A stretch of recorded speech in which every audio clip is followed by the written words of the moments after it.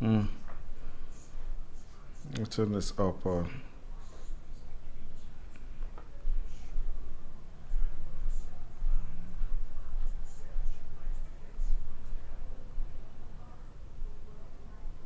On your mobile devices, on social media platforms. This is Jambo Radio! www.jamboradio.co.uk. We are multilingual. We are conversational in the languages you.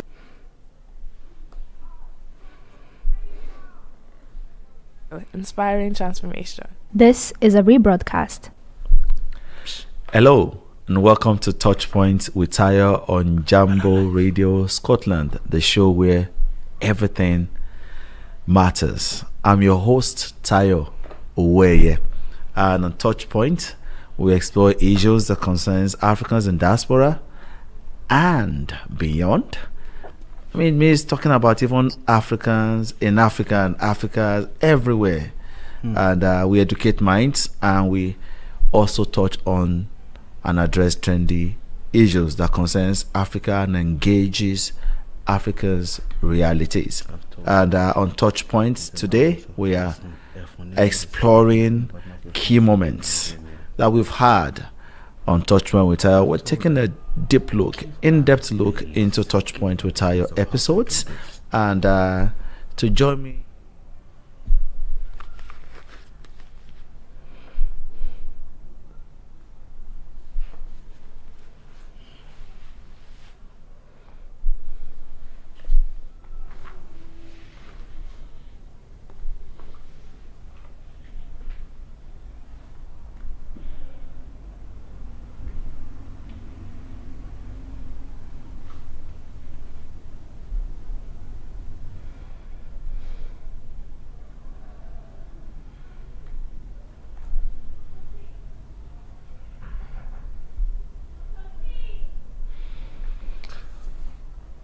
hello and welcome to Touch Point with Tayo on Jambo Radio, the show where everything matters. And I'm your host, Tayo Oweye. And on Touch Point, we engage Africans' realities. Basically, we explore vital issues that concerns Africans in the diaspora and even Africans in Africa itself. And we educate minds, and we touch on trendy issues.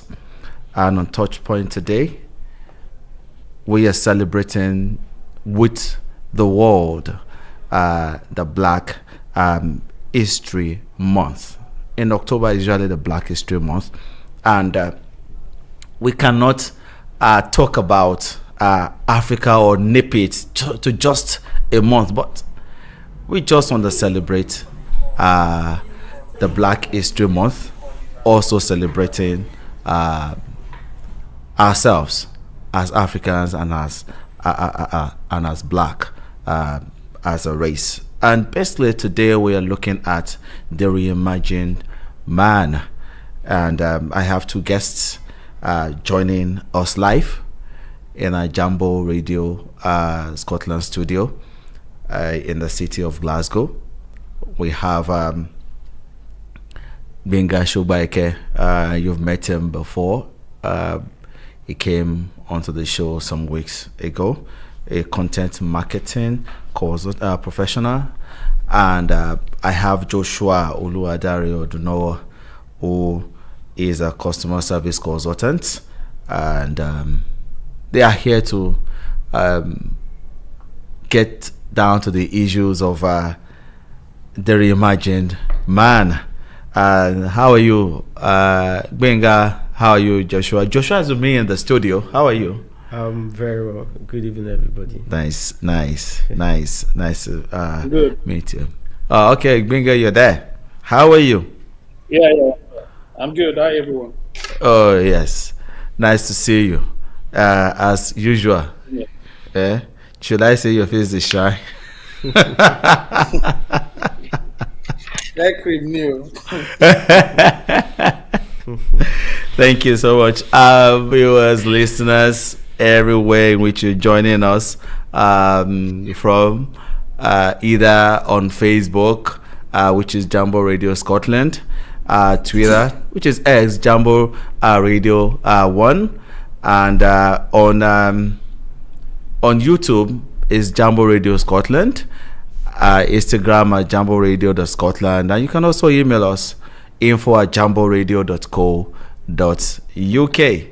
Let's have your contribution. Let's have your comments, and we'll read those comments and we'll take those contributions as the show goes on.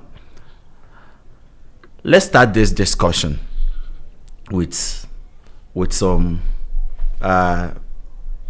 form of some personal things that are so personal to you. I wanted you to think of a black person, a black man in history, either from history or from the pop culture or your personal life, that has had significant impact on you. What did the person represent for you, and how has that man reprinted a reimagined view of African masculinity to you? Actually, we start from Joshua. For me, I would say Fela Aníkúlápó Kuti. Okay. Okay. What's yeah, for me, Fela represented an unconventional and unapologetic African masculinity. He was able to speak to those in power, influence change, promote African culture, and that's key for me. Yeah. Aside being human, we have to be able to connect to our identity as people or as a person. So if we are talking African masculinity, this is someone who lived that life, and he was able to influence African culture, and as well as promote, in his own way, influence governance. And I mean, he may have not worked the way he imagined in his lifetime, but I'm sure, as we can see, prosperity speaks for his works, his words, and his way of life. So people may have different opinions based on his lifestyle. So now we are talking of a different aspect of Fela, which is what personally, which is what I appreciate. We are not talking of other aspect of his lifestyle here. So if you're talking of influencing change, influencing governance, and promoting African culture, this is something he stood for. And I mean, he was resilient, and he was also very, very focused. Okay. So I'll just leave it there. Okay. Thank you. Gbenga. Yeah, there are quite a number of them actually, but apart from Fela, I would say Ganifawa now, Ganifawa to me represents integrity. Yeah. It's about what it stood for, right? Especially in Nigeria, not just in Nigeria, but maybe I'd say across Africa, but say Nigeria specifically.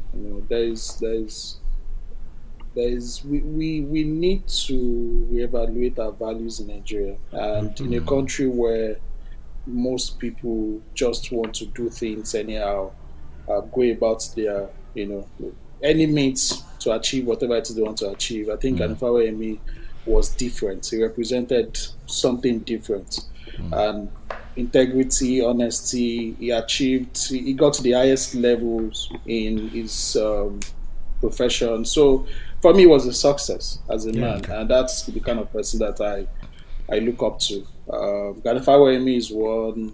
There's Wole Soyinka on the other hand, who also represents that for me. I look up to people who I feel have not just succeeded in their professional careers or in their business or anything, but also who represent, who give us a direction as to how Africans or men specifically should lead their lives. Now, again, I don't know what happened in their personal lives, but from what we can see outside and for what they stood for, those are the kind of people that I look up to. And there, I could go on and mention Malcolm X, in the US. I could go on and mention Martin Luther. Though, to be honest, I prefer Malcolm X to Martin. But why would you prefer? Why would you prefer Malcolm X to Martin Luther? I think Malcolm X was more realistic than Martin Luther. Martin Luther was an idealist. Okay. It wasn't as realistic as it should have been. But again, everybody, people have different ways of achieving things, and it still got some results, right? If I got more results than Malcolm X, if I'm being honest. There's Nelson Mandela. People also I wanted to mention that. People say a lot about Nelson Mandela, but I know that if you have not spent decades of your life in prison, you have no right to judge that guy. You have no right to judge that guy. It's always easy to judge people until you've been in their shoes. So Nelson Mandela to me is someone I respect a lot, and I think he did a lot, not just for even South Africa. I think he did a lot for Africa. He's still one of the most respected. Did a lot for the black race. For the black race, He did a lot for the black race. I mean, that itself was that staying in that prison, being in that prison for that long, until even when he was given the opportunity to leave the prison, he left on his own terms. These are the terms for my freedom. So he had his own agency about this is when I wanted to leave. If these conditions are not there, then I'm not going to. I mean, these are great lessons for us as men, even as blacks generally, even men generally, irrespective of the race in which they are from, that we can, I mean, say that these are the qualities I stand for in my life. These are the situations I can live that can empower me to also live my life. So if you want to pick up qualities from these people, what are the qualities you pick up? Let me start from Gbenga. What qualities will you pick up from these people in which you have mentioned that stood out for you as examples of African masculinity?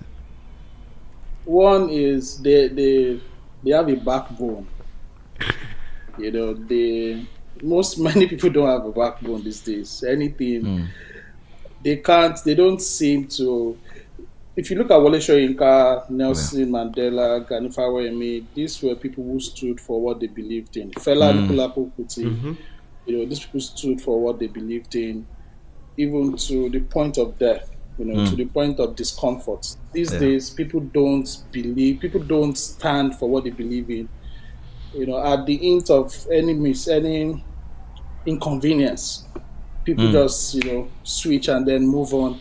And you see, we can't build a society that works that way. One of the things I say to people is that if you're going to, if you believe so much in an idea, you should be willing to lay down your life to make it, to see it come to fruition, right? Anything you don't believe in to the point of death, then you're not committed to it. And you look at anything that has really been achieved in life, people believed it until the point of death.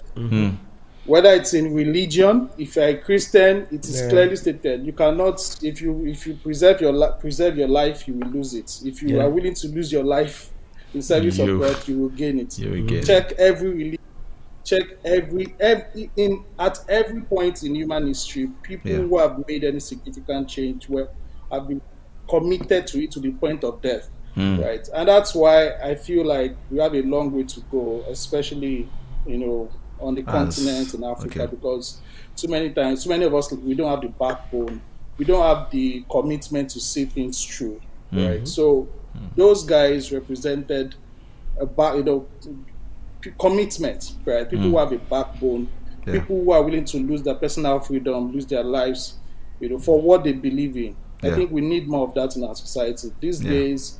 People, I don't want to digress too much, but when you ask people why Nigeria or Africa is the way it is, many times we blame colonialism as if political colonialism in that sense did not end a long time ago. I think the real problem we have is that we don't have the backbone. We don't have the fortitude to say no and stand by it, and then say the consequences be done. That's what I think is responsible for many of the ills we have in our societies today. Okay, Josh. In addition to the lack of backbone, what are the other qualities you think about this men that we can tap in from? Yeah, so just to continue from where it stopped, Fela, as an example, was fearless. Wole Soyinka in his time was fearless. Yeah. Mandela was fearless as well. Like you said, I mean, we can say whatever we like about Mandela. There are many political examples about him, but I mean, these men were fearless. They stood to what they believed in, and I think that's for me, that's the greatest problem we have in African politics today. We don't have people who believe in a system and are true to that belief. They are not fearless in their beliefs.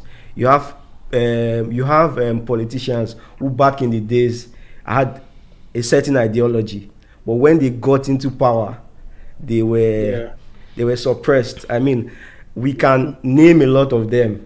Yeah. I mean, Oshimole was one during his time in Labour Party. I'm sorry, I said Labour Party, as the chairman of NLC. Thank you. I mean, we knew who he was. We knew what he stood for.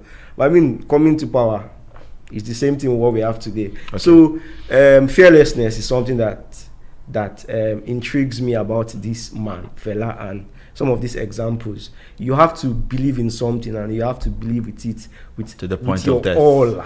Yeah. We are not even talking about rascality. I mean, no. Can you? Yeah. It's not about rascality. Yeah. Is it? I don't know. Let me just throw this out.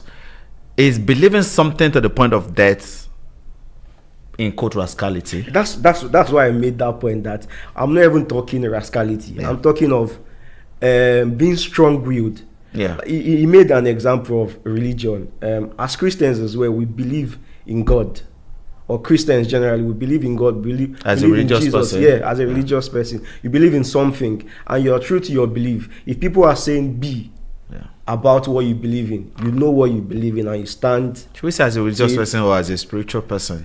As a spiritual person, yes, I would say a spiritual person. Okay. So as a spiritual person, you stand true to your spirituality and you connect to your spiritual person. Yeah. And yes, so fearlessness is not even about rascality. Yeah. It's about standing true to what you believe in, fighting for it. It's not about why I mentioned we are not talking rascality is that it's not about going out causing havoc in the community, but I mean using your voice to influence change. Fela, for example, he used his music. Yeah. Wole Soyinka used his writing. Yeah. So whatever you are good in, God bless you. You can whatever use that. You are good in. Yes. As a man, whatever you are good in, use it. Yes. You don't let people suppress you. Okay. Yeah. So I told you earlier on, even the question I may have may not actually be touched. So I have two questions here. Probably it said, please, what lessons do you think Nigerians, Africans in diaspora should learn from the qualities of the great people already mentioned in order to take our country or Africa to the state we all want? Gbenga. Okay. Well,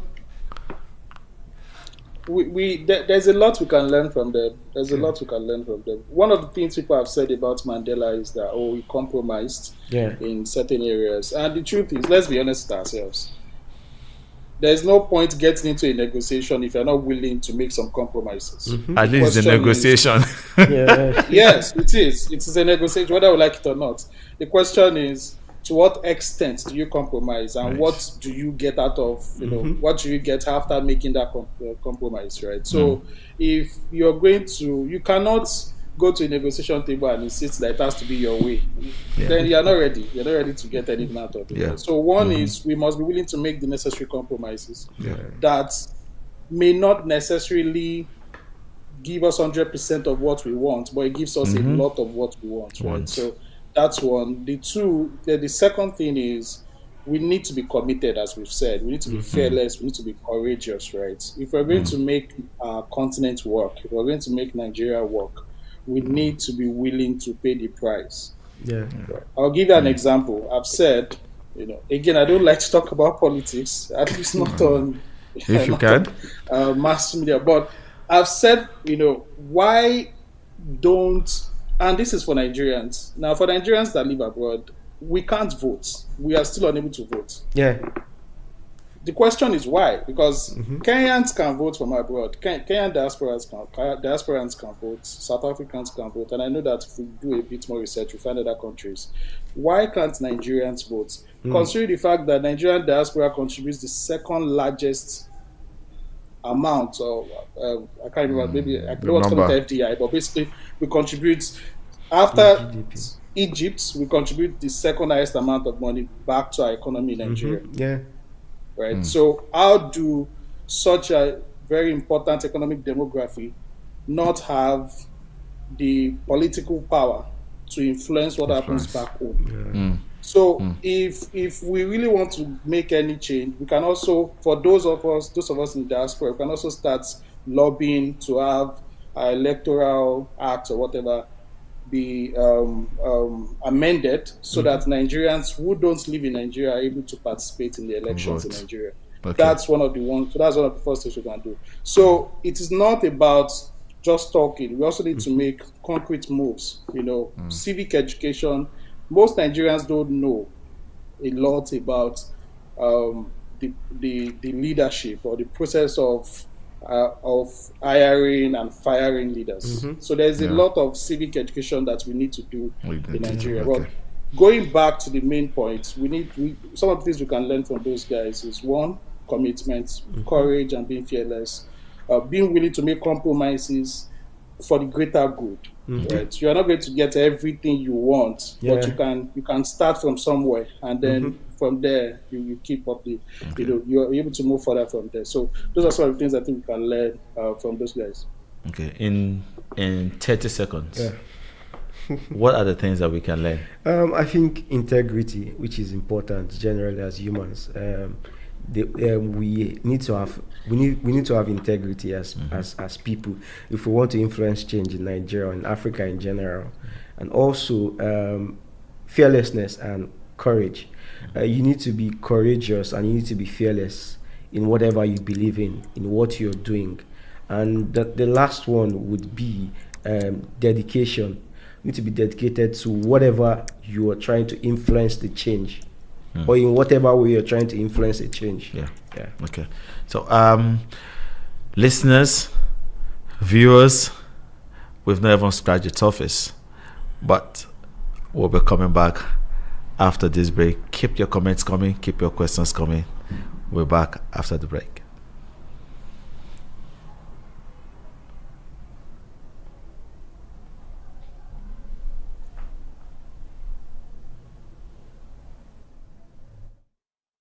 Platforms, Jambo Radio.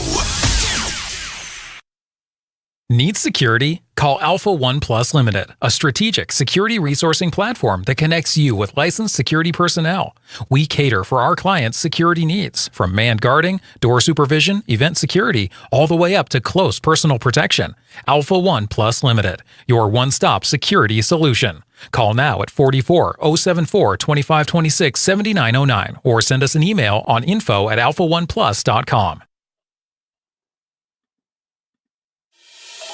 Established in 2006 as one of Glasgow's original mobile massage therapists, we deliver high-quality treatments with the ambition to forge permanent relations with clientele. We specialise in on-site massage, a type of treatment that has been specifically designed to complement the convenience and availability of massage at work. It is performed with the use of a specialist mobile chair, without the use of oils or the need to remove clothing. At Massage and Glow, we believe that massage should be a part of your everyday lifestyle. Regular massage not only relieves stress and tension, but also stimulates blood circulation, can help with pain management, and promotes good mental health.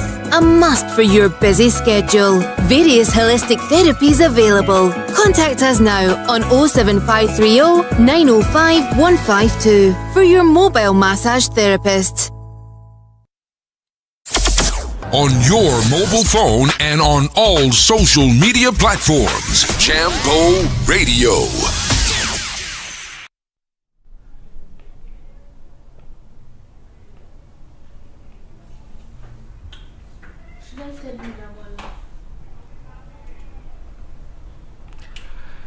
You're welcome back from the break, and thanks for staying tuned to TouchPoint with Tayo on Jambo Radio Scotland.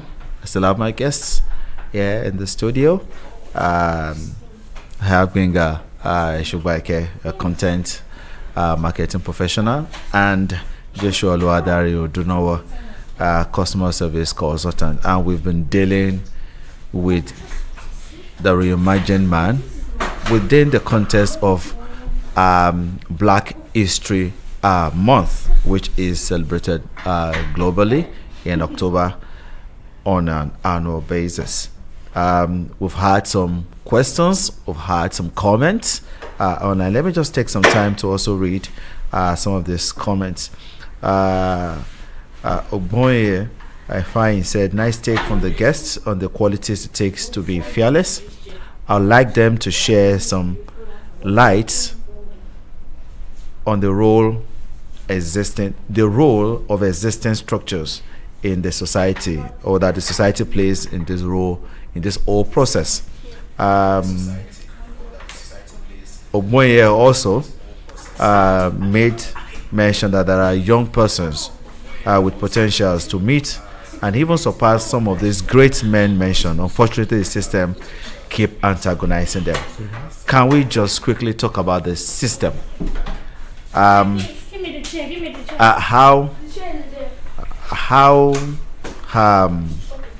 we what is the role of the existing structure in the society, that the society plays in the whole process?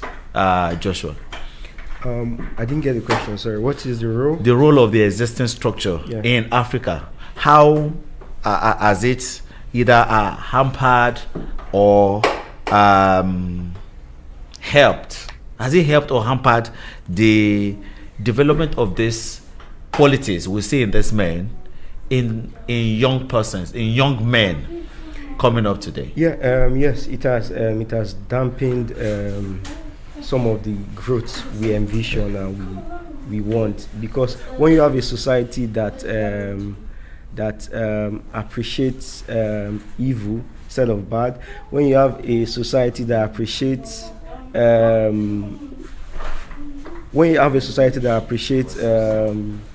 crime or criminals instead of those who are legitimately working to make ends meet. So you have a society whereby young people are made to believe they cannot work legitimately to make ends meet. So you have a society that's promoting crime. So some of these little things dampens the growth we envision. Many of our government parastatals, when you try to do one or two things with them, the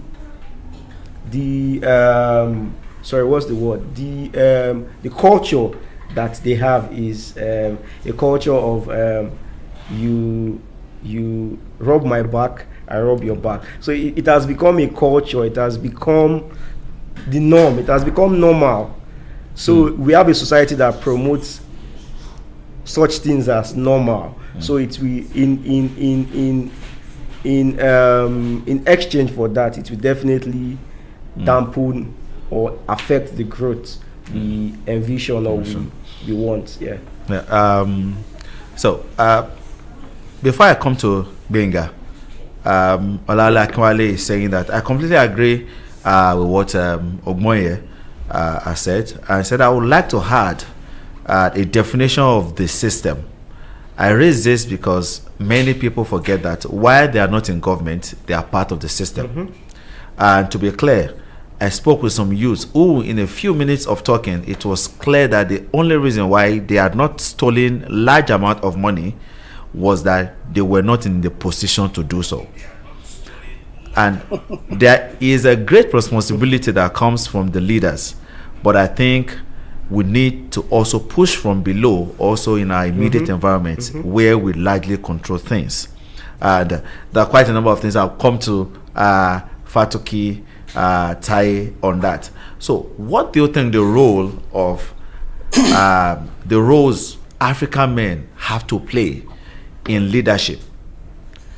Can we also look at it? What have they played? What role they have played in the past, and how those roles are changing in politics, business, and community leadership today? And has it even helped change the situation in Africa? Gbenga. Well, I'd say our values our core African values are being eroded. And as a result of that, we have a dysfunctional society that needs a reset. We need to overhaul the system so that we can then begin to chart the course, forward, right? So, like, you mentioned, someone said, he had a conversation with some young guys, and you could tell that their mindset is warped already, right? Now, they're a product of the society in which they grew up. And also a product of their immediate community, right? So because the fact that Nigeria has some ills does not mean that every Nigerian is like that. Or the Africa has some ills. Or the Africa. Sorry, I'm very pro Nigeria. And no charity begins at home. So the same societies that produced the criminals, produced the past, the innocent, the decent, well-behaved, exemplary people that we have in our societies. We all don't. There are some. I can assure you that there are some young people in Africa who will not steal even when they get there. It is not because it's not for a lack of opportunity. You can see it even from the private sector, right? The problem is our society is dysfunctional. So there's a lot of things there's a lot of things that we need to work on, right? For example, we need to start from the basic level, from the family level to the school system. In Nigeria, we have a national orientation agency that I honestly do not know what they do.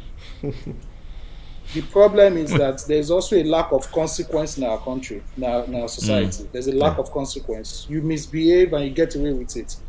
I was telling somebody the other day, I live in London, and when you ride on the train, you see different. I saw one ad on the train. It says, "Come to Orlando." Orlando is in the US. And I asked my wife, right, who is selling Nigeria to the outside world? Have you ever seen any ad that says, "Come to Lagos"? I've not seen any. In fact, the last time we had something that looked like an attempt to sell Nigeria was during Goodluck Jonathan's time, where we had Good People, Great Nation, and we had some ads on a few platforms, national platforms and all that. Nigeria is saying we need foreign exchange, but we are not doing anything to bring in the foreign exchange other than the oil. If you say Nigeria is unsafe and we have a security problem, South Africa is worse. In fact, when you talk, South Africa's level of insecurity is higher than that of Nigeria, but South Africa makes billions of dollars from tourism. Because people still go there. They have invested. Yes, people go there. Let me shock you. People go to Mexico. Mexico is literally a state divided between the government and the narcos. People still go to Mexico. So there's no reason for Nigeria to not be attracting millions of tourists every year. The problem is that the people who are in charge have no incentive to do their job, even though they are being paid for it. Now, the president cannot do it by himself. The question is, what is the minister doing? There's no consequence for underperformance in Nigeria. And it's not just at the ministerial level, it's at every level. people cheat to pass exams? How many people have been sent to jail? People cheat to get into positions. That's why we need to overhaul that system. There has to be consequence for bad behavior. You drive one way, you are punished. You go to jail. It's not fine. You go to jail. We cannot fix Nigeria if we are not tough on bad behavior. Africa as a whole. And until we try to fix the basic things. I've told people before, and I'll say it so that I can conclude. I don't believe that Westerners are better behaved than Africans. I think the difference is that there are systems that check their excesses. They have a working system. And the system, they have a system that works. Nigerians, many Africans will come abroad and they will behave well. When they get back to their country, they start misbehaving again. It is the system. When the system allows for misbehavior, people are going to take advantage of it. And people are still taking advantage of it, even in a society that works. The owners of this country, you can do your research and you still find many of the things that people have done. But they know that if they get caught, they'll pay for it. When you made mention that people, the system, that when we get here or when people get here, they behave, my mind just went to one particular example of, I mean, you're traveling and you just hear welcome to a particular country. The mindset has changed. The mindset it was as if they just switched on that mindset. The system. You don't even need to land before it changes. Right from the plane. Right you from start when seeing the bad behavior. The moment they board that plane and they know it's going back, I'm going to say it's Nigeria, going to Africa. You know the reason why, I don't know why, because we're talking about reimagined man, and we are busy like looking at people. Is it that it is the men that have caused this? Joshua. The men. Okay, let Joshua go. You see that is it the men that's caused this? Yes. By men, do you mean man? Man. Or you mean both genders? Man now. Man. Well, I don't think it's the men that has caused this. What the positive you have in men, you have in women as well, and the negative attribute you have in some men as well, you have in the women. It's just that for Nigeria as an example, we have more men at the forefront, so that's why we can make examples of men. So it's not a man thing. Okay. Yeah. Okay. Can I have a Gbenga? Yes. Gbenga. Yes, it is the men. Yes, it is the men. I believe, in fact, I'm going to place 9% of the blame on the men. You see, let's be honest with ourselves, especially in Africa where we come from. The men play a very important role in how the society works. How many female presidents have we had since 1960? None. How many female governors have we had that were elected? Not that they impeached their male boss and then they got there. I don't know of any. But we have a female. But we have a female president in Tanzania now. Not even Tanzania. We had a female minister in Nigeria. What she stole, some men. No, they can't steal it. Not steal as much as she did. So yes, that's, I agree. I agree. But the reason why I blame the men is because men, right from time, have been the anchor of every society. True. If you look at the West, we can scream colonialism, we can accuse them of everything.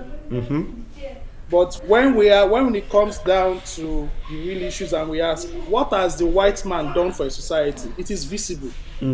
The question is, what has the black man done for his own community?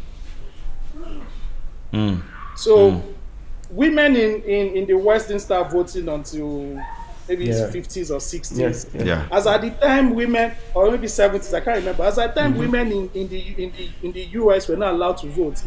Nigerian women were deposing kings. Fela's mom was part of the Gbenga women that deposed the lack of Gbenga. True. So it is not for a lack of women that our women can do it. In fact, I believe strongly if since 1960 we've had female presidents, Nigeria could not have been worse than it is today. The problem I still believe are the men. It is the men are the anchor of every society. It is the men that need to do more. It is the men that need to lead by example. It is the men that need to lay down a template for this is how this society will work. This is how these things will be done. Everybody will fall in line. Whoever refuses to fall in line will be ostracized, and they will be met. They will get the right punishment. It is the men. If the men do not, if you capture or whether you capture the men, even in wars, when they fight wars, who do they go for? It's the men first. The men are more important when it comes to, designing how a society will work. Do the women have a role to play? Yes.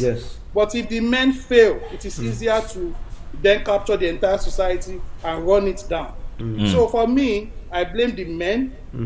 Have we had women who have found themselves in positions of authority and have misbehaved? Yes. But compare the percentage to the men.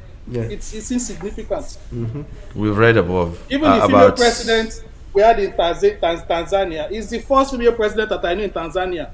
So it's not like they've had male presidents since. This one is, in fact, it's because her boss died. So that's what I said. Right? She's not like she just got, her boss died and then she got there, and then that's what gave her the leeway. So I think the African men have an important role to play in that society, If the men fail, the society will fail. True. Yeah, sure. Okay, so we'll still come back to, we'll probably have to continue this, but I want to delve into the questions that Fatoke Tai also made mention here. It said to the guests, do you believe that the leaders we have are a reflection of what we are as a people? If yes, then why do we blame the leaders? If no, then why can't we do all we can and vote leaders we need? Who wants to go first? Okay, so can I get the questions? Okay. It says there are two you want. Yeah, exactly. Okay, do you believe that the leaders we have are the reflection of the society, of what we are as a people in Africa? People in Africa. If yes, then why do we blame the leaders? If no, then why can't we as Africans or as black race, why can't we do all we can to vote leaders that we need? Okay, so personally I think yes, the leaders we have are a reflection of the society. Of the people? Yeah, of reflection of the people, because the people get the sort of leader they deserve. Yeah. So when we are voting people, we are looking at something else instead of look at something else. Yeah. So me personally, I do not blame leaders generally. I blame everyone, because there's a chain. It starts from the smallest to the largest. So there's a chain. So everyone needs to do better, not just the leaders. We can influence our leaders to do better. That's what I believe in. You can influence leaders to do better. I want to give an example. When I was in secondary school, we had a senior prefect, or a prefect. I can't remember his position there. So he threw something on the floor. I went, I picked it, and I threw it in the trash can. Not because he asked me to, but just because I knew that was the right thing to do. So personally, I know that has influenced that prefect, and he would do better. So we can influence the sort of leaders we want. When you have people doing certain things and there are no repercussions, it's not just the leaders. Yeah. It's not just the leaders. Yeah. Gbenga. Sorry, can you repeat the question? Okay.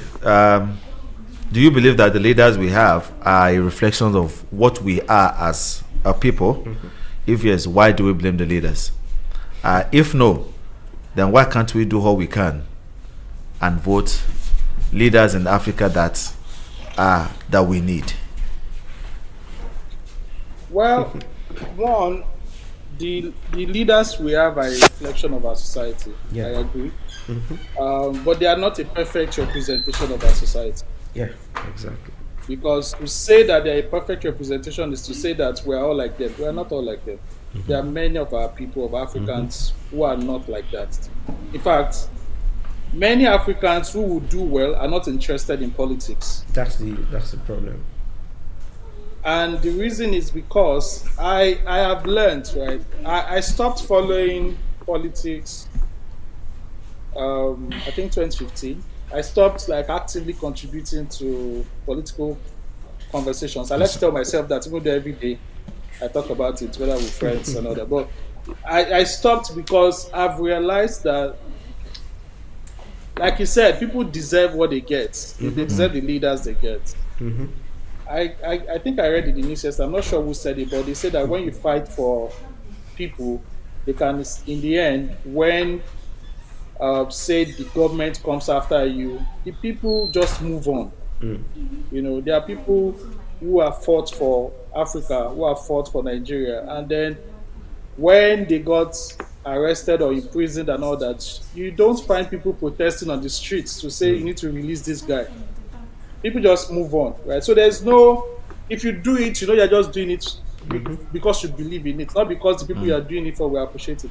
Now, having said that, our leaders are a reflection of society, but they're not a perfect representation of our society. But do I blame the leaders? I still blame the leaders. You see, because you are a leader, you need to act like one. The fact that your society, let me give you an example. Lee Kuan Yew of Singapore became a leader and he ensured that things worked before he resigned as whether it's prime minister or president. Leaders have a responsibility to channel the right path for their people.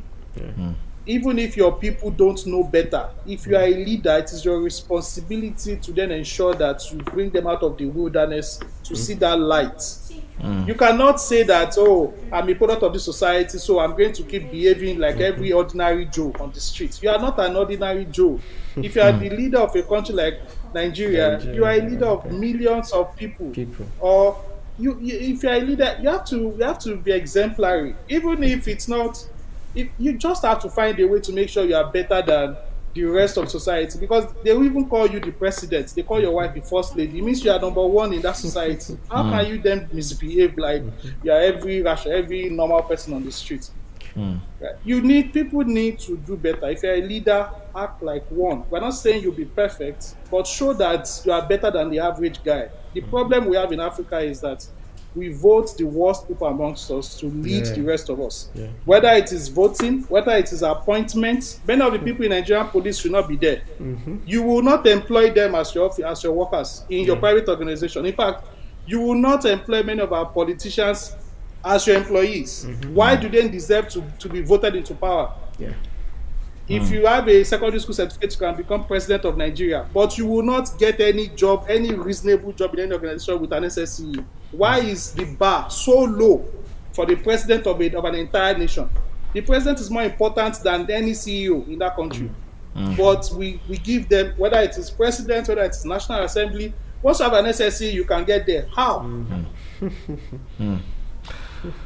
Okay. So you know, this is an ongoing conversation. We are not even scratched the surface. We are talking about reimagined man. We'll just for us to wrap up for today. What do you think? Before you give your parting shots, how do you think African men? Now, someone had said, even on the charts, that men or women, can we blame any of them separately? We can't blame any of them separately. They are the society. So, how can we prepare the next generation for better leadership? Josh. How can we prepare the next generation for because the next generation is us. It's not the older people. They've done theirs. How can I prepare the next generation for better leadership? in Africa? So first off is to promote a reorientation. People need to know who they are, and people need to know the right things to do. So personally, I always channel for reorientation. A lot of Africans, a lot of African youths, or the younger African generation, we need the reorientation of mind. There's a lot of negative surrounding mindsets which we have or which we've learned. There's something. Sorry. Yeah. Who will do that reorientation? The church has already, even the church, the religious communities, they are seen in different light. I know Gbenga will touch on that. Who will do that reorientation? All of us. Is a collective. It's supposed to be a collective effort. Those of us who know the right thing to do needs to teach those who don't know the right thing to do. Because they are even hard to believe. Those that think, oh, they are spiritually or morally upright. It's even hard to believe them these days. So who is going to do it?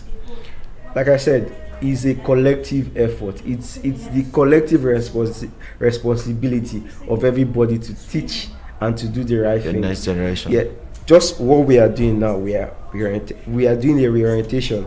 We are teaching people the right thing. We are showing people the right thing. We are explaining to people how to do the right thing. So we are doing our own in our own little way. Yeah. So it's a collective effort.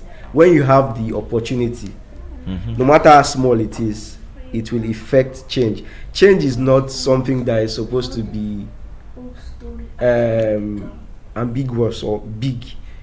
No matter how small. Change is change. That's change. change. Is change. Change is change. If I have 5 naira now and I have 10 naira, it's change for me. Change. Or if I have 5 pounds and I have 10 pounds, it's change. Yeah. But get ready for your pattern shots. Okay. Gbenga. Well, I agree with Josh. It's the responsibility of everybody. It's not just for one person. But having said that, I'm very sure that in almost every African country, there is an organization or agency of government that is responsible for national orientation.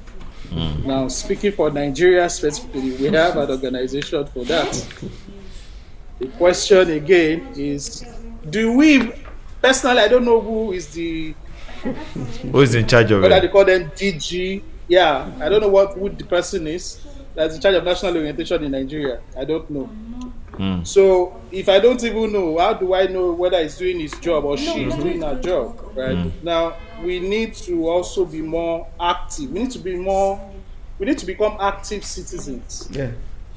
Right. There's this docility, this passiveness that we have as citizens as Africans, that we let everything go, anything goes. So we're not active enough. We don't question things. We don't ask for demand for accountability as much as we should. So it's our responsibility to do it. A guy that just finished secondary school is driving a Benz in your street, and we're not asking questions. Yes, we need to ask questions. When people were growing up, when our parents were growing up, when I was growing up, I would not take anything back to my house. You dare not. You dare not. Oh yes. But these days, you check Instagram, you see students. University students buying cars for their parents back in the village, and they don't know what he does or what she does. And it does not mean he's stealing, because the world has changed. There's internet, you can be a content creator, you can make money, but you need to question things and question people and question systems. Let me cut you there. Gbenga speaks. 15 seconds. For just this, because we're going to continue this next week. We've not even scratched anything there. Gbenga speaks. What will be your pattern shots? Let's just be more active, in our societies. Let's begin to. We cannot say we want something to change and we are not willing to pay the price. We need to do more than just complain. Okay. Yeah, we need to do more than. Let's be more active. Do more than just complain. Josh. I would say be the change you want. Be the change you want. Be the change you want. And that's the wrap for this week. The Reimagined man. Next week, we continue on this topic where we also still look at the reimagined man. And I want to thank Josh and Gbenga for coming to the show today, TouchPoint with Tayo. Thank you so much. I want to thank the production team here in the studio. I want to thank the backroom team and the research team for all that they have done, and the social media team. Listeners and audience, thank you so much for joining us every week, every now and then, and watching our stuff. That is a wrap for this week. And until next week, remember, life's journey unfolds uniquely. Run your race to attract grace, because it is within the race that grace finds its expression. I've been your host, Tayo Owoye. Until next week, have an awesome night rest. Thank you.